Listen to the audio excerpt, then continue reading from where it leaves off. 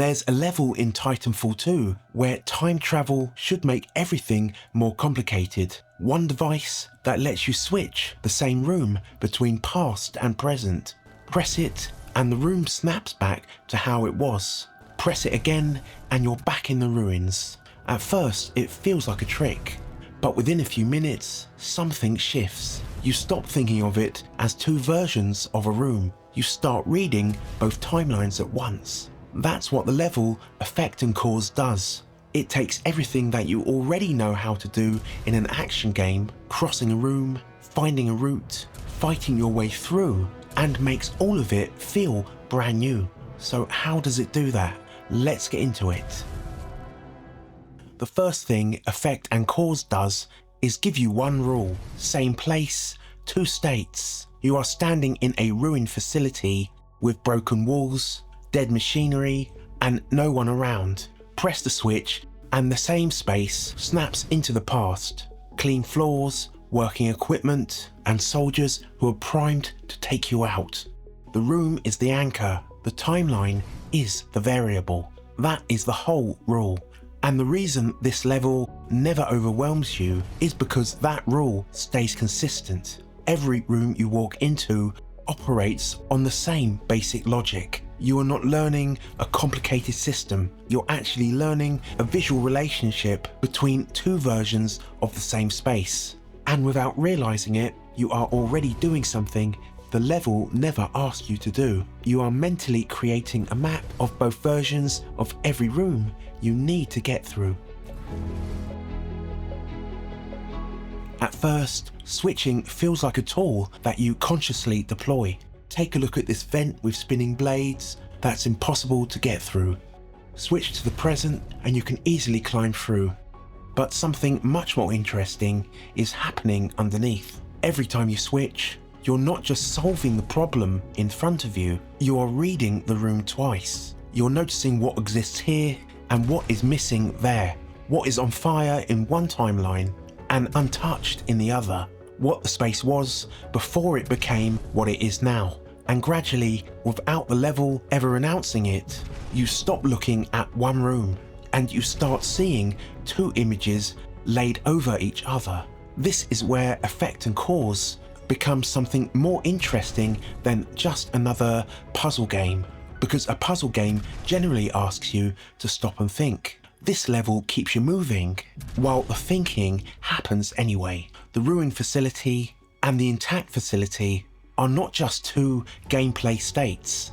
They are two completely different atmospheres occupying the same geometry. The present is alien dinosaurs, fire, damages, aftermath. The past is soldiers, clean surfaces, working machinery, a world still in motion. And your mind has no choice but to read both versions at once, because that is the only way forward.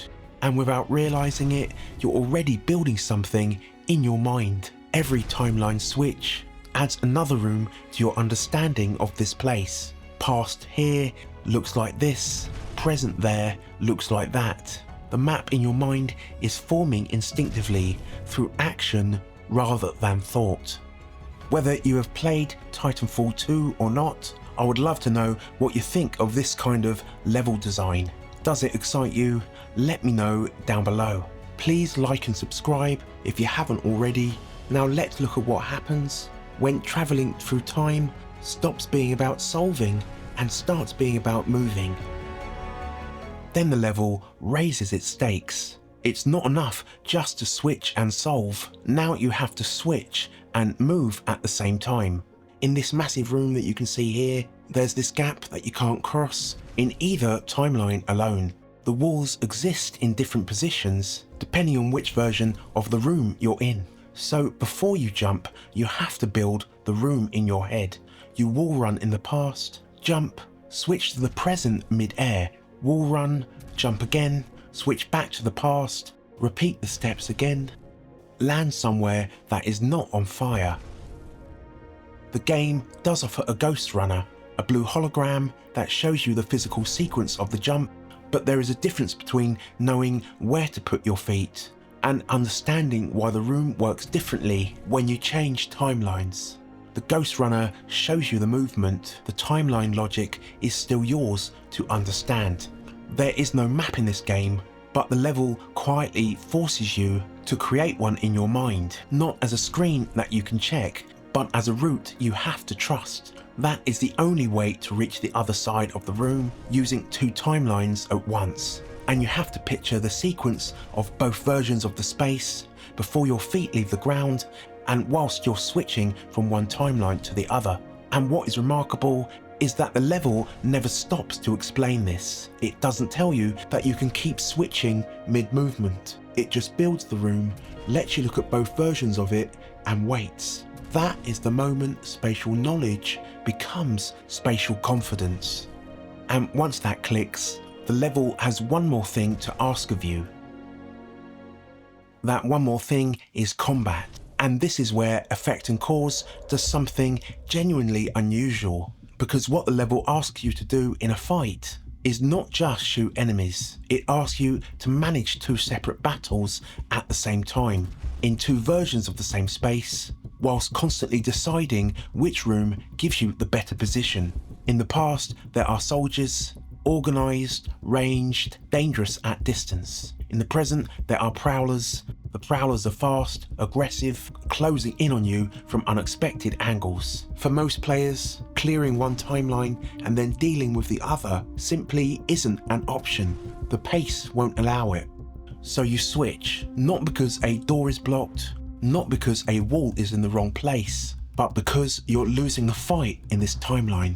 Too many soldiers bearing down at you in the past, switch to the present, deal with the prowlers. Switch back, and for a moment, the soldiers have lost track of you. And the blue mist they leave behind, when you switch, tells you exactly where they were standing. It disappears quickly, which means the mechanic is rewarding you for switching constantly, for reading both rooms simultaneously, and for never staying still long enough to be overwhelmed. The map that you've been building instinctively throughout this level is now a tactical tool, and the level trusts you to use both timelines tactically to win the fight, without ever telling you that's what you need to do. There is a moment towards the end of the level when you drop through a shaft, switching between timelines to avoid spinning blades and fire. You're not planning, you're not building a map, you're just switching. And that is when you know the level has done its job. Senior designer Jake Keating spent years on this level.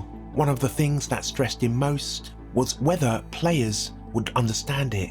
He resisted adding tutorial messages. He resisted having BT, your giant robot companion, explain the mechanic. He trusted that if the rooms were readable and the rule was consistent, players would work it out for themselves. And they did. There is a difference between a mechanic being explained and a mechanic being learned. Explanation creates understanding, but learning creates instinct. And by the end of the level, without ever being told to, you already have it. Effect and Cause ends before it outstays its welcome.